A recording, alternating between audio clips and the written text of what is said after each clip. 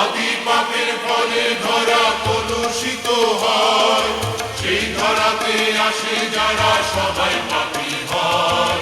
আদি পাপের ফলে ধরা কলুষিত হয়, সেই ধরাতে আসে যারা সবাই পাপী হয়।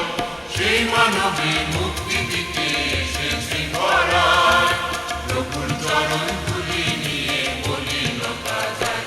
আয় আয় রে তোরা জন্মেছে না জৈবশালা।